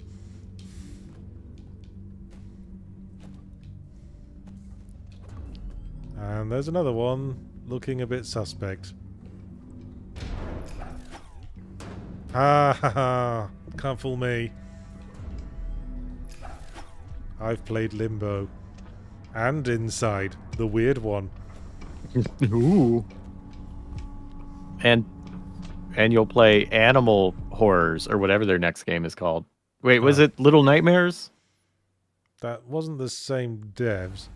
I don't think. No, but it was like the same vibes. Yeah. And now they're making another one because a different company's making Little Nightmares 3. Small child in a scary world. Keep moving from left to right until we tell you to stop. Yeah. Yeah. Kids in Peril is a genre I don't get.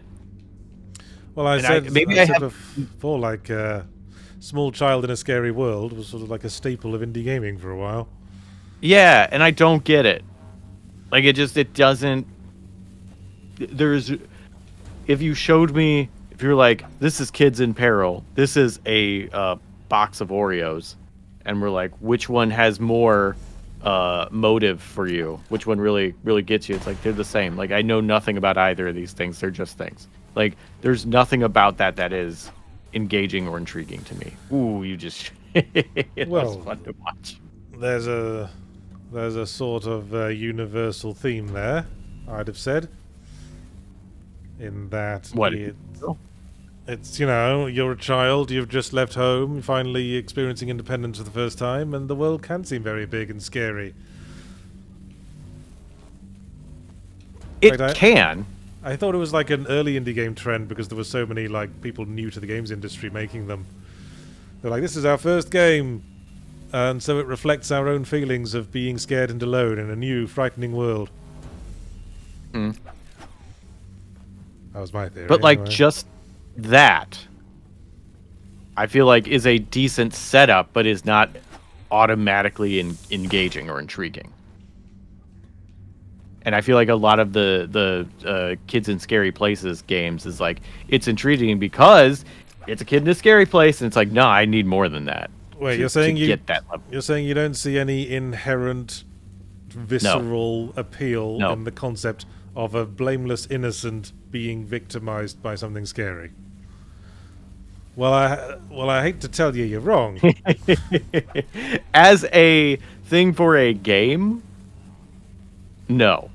Like, that does not interest me in playing the game. Right. Does it interest you if it was like in a film? No. Okay. That is not enough of a plot hook for me. So you just don't want to see that sort of thing because it disturbs you? No, that's like, if the story is like, this is what it's about, and this is an interesting story, then awesome. But like, it's kind of like if someone was like, it's sci-fi. I'd be like, ooh, tell me more. Why do I need to care about it? Be like, it's sci-fi. Be like, that's not enough. Like, I need something else.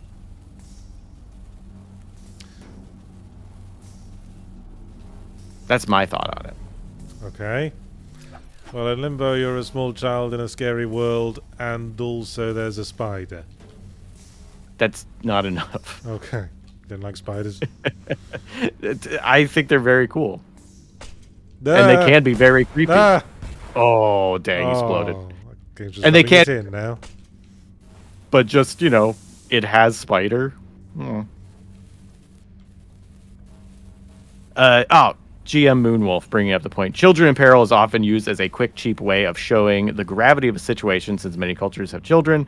Well, pretty much everybody has children. So one thing, you must protect them or do no harm. Right. And I feel like it is used in that way to try and get that reaction with no actual thought put behind it. They're like, this is enough. You're going to feel that instinct to be like, oh no. Kid being in a scary situation. You think it is cheap and hackneyed? Yes. Okay. If that is the only thing you're going for, absolutely. You have to put another layer on it. You have to care about why the kids are in peril, who the kids are, the situation as a whole.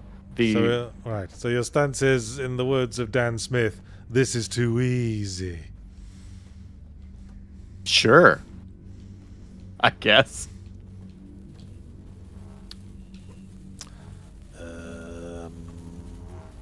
There is a laser, and I need to do something. Oh, there we go. A-Bomb saying, Little Nightmares does a much better job showing plot diegetically than Limbo. That's good to know. I might give it a shot then, because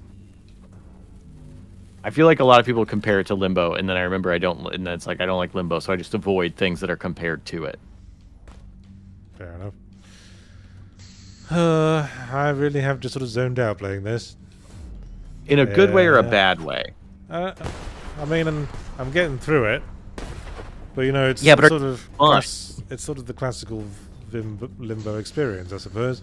Just keep pressing on, solve problems as they are presented, and eventually the game just stops. Is that fun? Well, these things are sort of exercises in atmosphere, I suppose.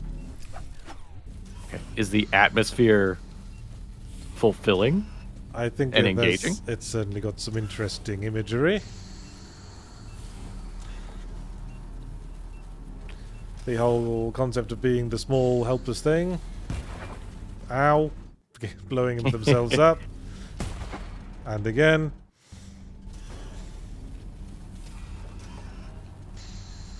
Ooh, Wizard of the Void with 1350. I really appreciate that number. Thanks. I don't know if you watch Hot Monday Energy, but appreciate it. Regarding Limbo, the book and movie, It. Is children in scary place? Do you find it to be of interest? Absolutely. I like it. It is a great example of kids in peril that is interesting. There's so much more than the kids in peril. Like Tim Curry in a clown costume.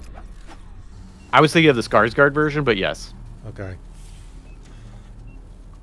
There's like their family drama. There's like, would anyone believe us? Like there's the supernatural elements. There's the psychology behind it. Like there's so much more to it. Well, as with so many things in Stephen King's writing, all the horror is a metaphor for something else. Like in this case, the plight of small children growing up in small town America with drunk parents and psychotic bullies. Themes Stephen King tends to play around with a lot for some reason. I mean, he was a bit on the nose, Stephen King. I remember when he had that like major car accident, and then he wrote a book about a writer who was in a major car accident. I didn't know either of those things. That's not Christie? No. It was something else. What am I supposed to be doing here? Just, Can you not jump, up to? Okay, then, yeah. I was probably overthinking it.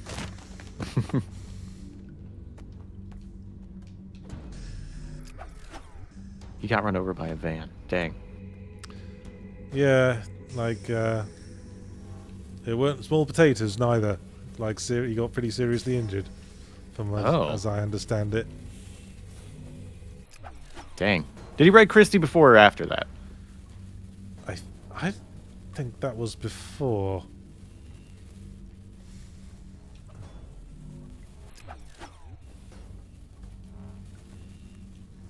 But basically, all his books are about an alcoholic writer in Maine. And what if this thing, but it tried to kill you? Yeah. A classic Marty quote.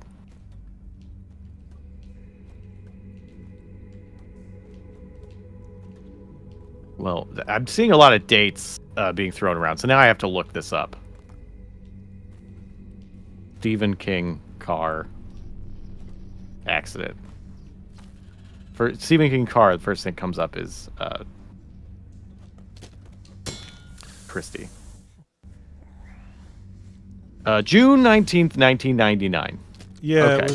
it was relatively recent on the timescale of his career, as I understood it. All right, and then Christie was written. Christine. Oh, you're right, it is Christine. It was written in 1983. So Yeah, there was a movie adaptation like in the 80s, as I understand it. I've seen it. I'm trying to remember anything about it.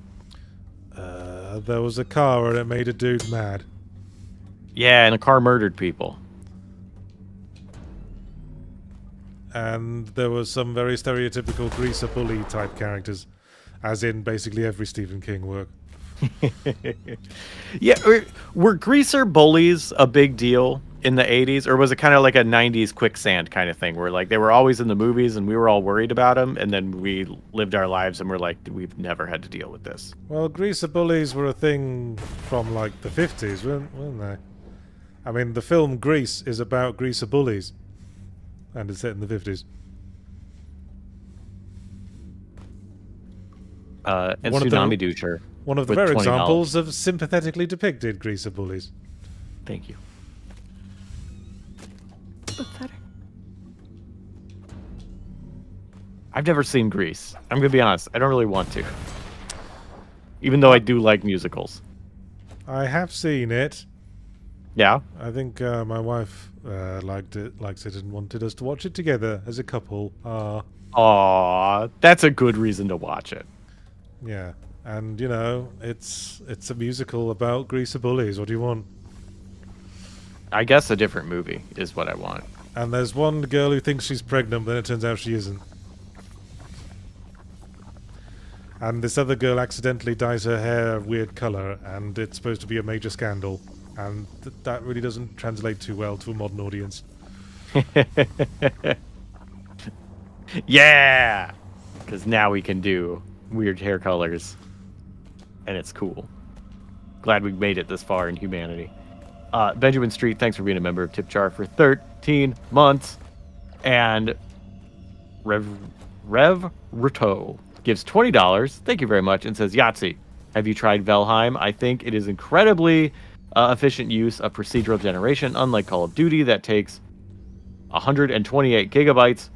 Valheim only takes 1.5 gigabytes, and it looks like it should take way more. Have you played Valheim? No, I haven't. And something tells me you have an axe to grind where file sizes are concerned. Yeah, I'm kind of done with survival crafting as a concept. Oh, that is I thought it might be that survival crafting game. Yeah. Yes, join me in the anti-survival crafting camp.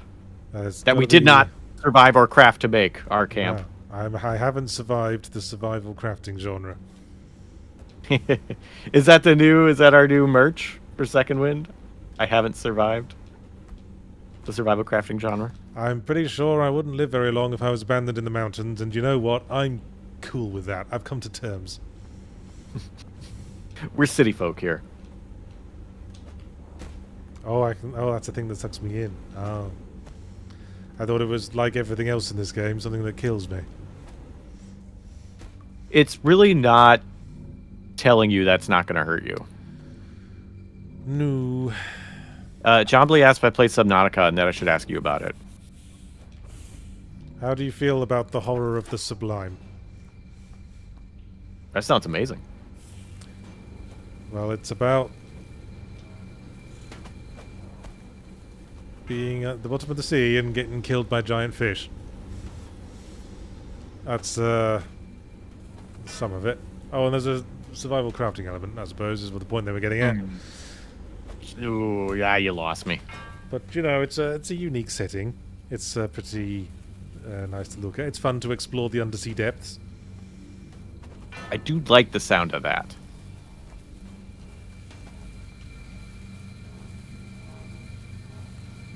Do like Ow. undersea depth. I do like scary things. Vaporized. Aha. Can't get me now.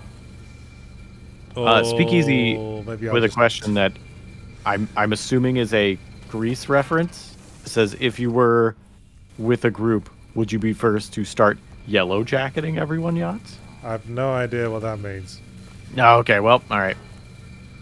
Maybe it's not a Grease reference.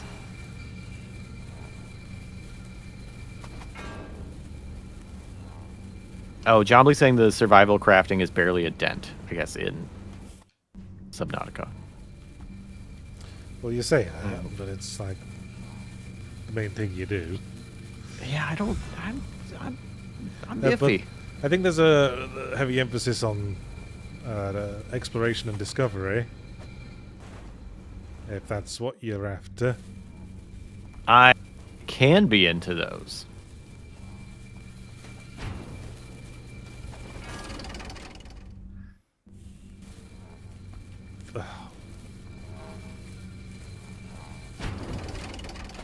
Ah! I'm getting spat out of the machine a lot. I'm getting hoovered Sure up are. and spat out. And what machine is this? I don't know, it's probably like the metaphor for modern society machine. Oh, okay.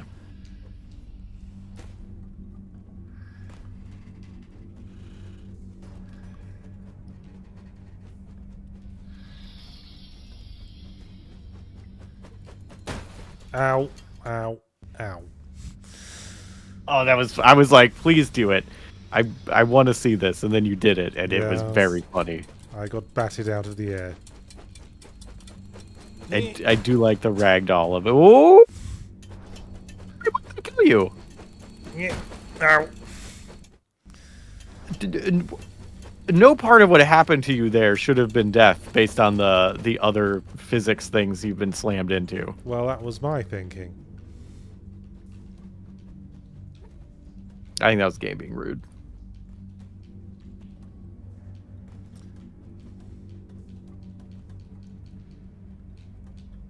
Where did you go? Oh, there you are. Behind the foreground. And you look away for one moment.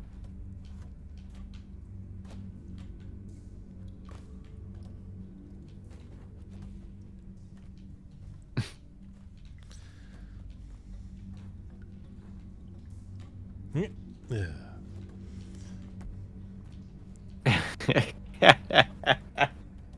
Captain President, with $12 to tell us a very important message, which is, according to AI, Yellow Jackets is a show about a group of girls and the Bionic Man that gets stranded and resort to cannibalism.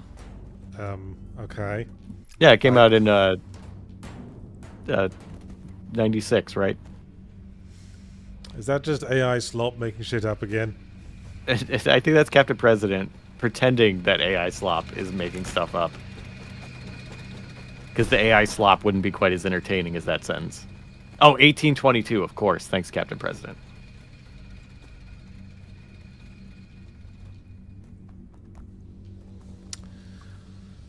I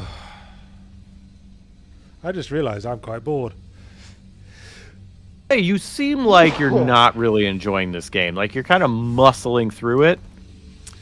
Yeah, sort of muscle memorying through it, except without muscle memory. I don't know. I don't know if that makes sense. It's just I just feel like I'm going through the motions. Yeah, I'm just go to the next platform, avoid the hot thing. Yeah, you're playing video game TM. Like, it is definitely a video game.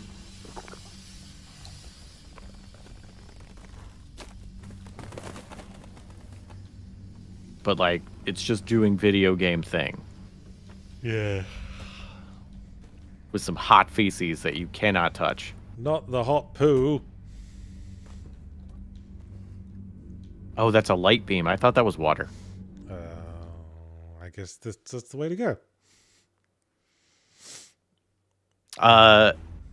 Mendesis says it doesn't look like a challenging game, neither as a puzzle game nor an action platformer. Yeah, is that how it feels? Because that is how it looks. I guess I'm sort of waiting for the puzzles to get interesting. Like swapping yourself with stuff. There's a lot you could do with that as a puzzle mechanic. It's like Yeah, absolutely. It's like sliding tile puzzles, but with yourself. Mm-hmm. Ow. But it seems like 90% of what you're doing with that is just object is blocking you, get it out of the way. And things keep exploding. I'm not you don't know that they're supposed to explode till you stand on them. Just like real life. You just gotta stand on everything. Excuse me. Yeah, it seems... Is that a laser? I guess.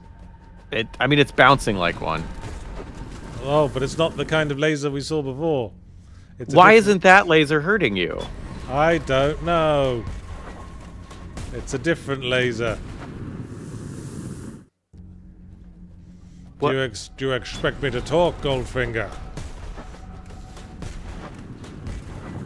Oh, I expect you to get lasered. Oop, you got lasered. Yeah, got lasered again. Ow. I think I just need to beat the laser. Yes?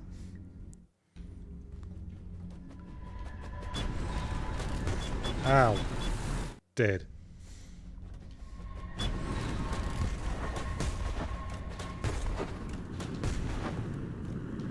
Aha! I outran the speed of light somehow. So I guess that was technically a challenging platform, but... Yeah. But it wasn't a puzzle. Yeah. And it wasn't like... I don't know, again, like, we don't know the stakes. We still don't know where we are or who we are. I feel like context really makes a massive difference in gameplay. And that it's something that I don't feel like enough people bring up. Well, I once said that all games have context, even if it's just the way things look. If Space Invaders had been about shooting adorable lambs as they mewed plaintively in death, it would probably have felt like a very different game. That is true. However, not exactly what I'm talking about. Okay. Like we don't have any... Oh, dang. We don't have any, like, reference to who or what or where we are. And that is... Ow! Oh, wow.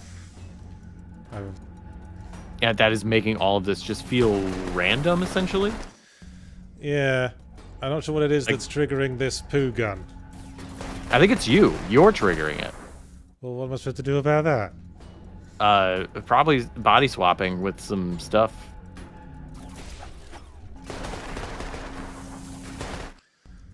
But in a way that you live. Hang on. I think I have an idea. Okay.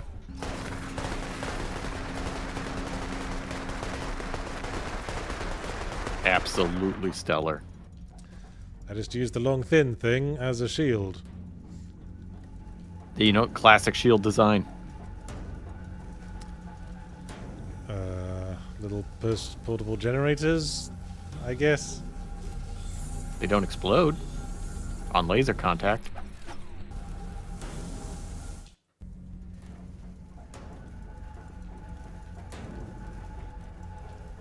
Oh, it was like, I think I know how to solve this. 420 IQ. I think you need to just do the initial swap and then jump backwards and then wait for it to just pass under it. Or You can do the hard way. to build myself a little umbrella. I don't think that's umbrelling enough. No, that didn't work very well. I do like where your head's at.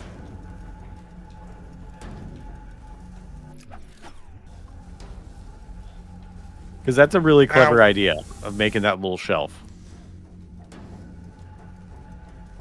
Oh, good. YouTube crashed. Awesome. Joy. Ow. Google's a small company. Well, I hear they're working to make it smaller. Yeah, it was sarcastic. They're a monopoly, and yes, apparently Alphabet is being told that they are a monopoly, which good. They need to give up some of their stuff. I hear they're thinking of like splitting Chrome off into a separate company. I mean, they should be a lot of separate companies. Like Chrome should be its own company. The search engine should be its own company. Like the AdSense should be like. There's so many different parts of Google that should be. Oh! I think I figured this out. I like that you did it and then jumped into the laser going the other way. I was really overthinking it. Didn't Google sell Niantic? Did Google own Niantic? And yes, Google did sell, Niantic was sold to the Saudi government. Boy, them Saudis, they're quite the gang. Yeah, I forget the name of the company, but the company they were sold to is owned by the Saudi government.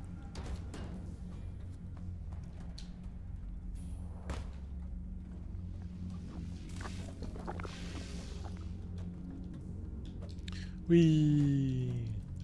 Speedrun. Oh, Google's back. Hooray. Yeah, I know it's 3 o'clock. I'm just hoping something will happen that's worth... Okay. Sorry, YouTube. I did miss several chats because Google did crash on me. Oh, that was a bomb. Well, on that note, I think I'm done. I got exploded again by a thing I didn't know would explode until I touched it.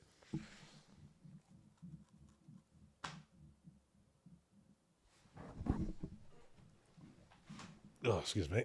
Well, thanks for watching Yahtzee Tries, everyone, where we were playing Post-Trauma and Bionic Bay. Both games that left me with a sort of, that sure was a game feeling.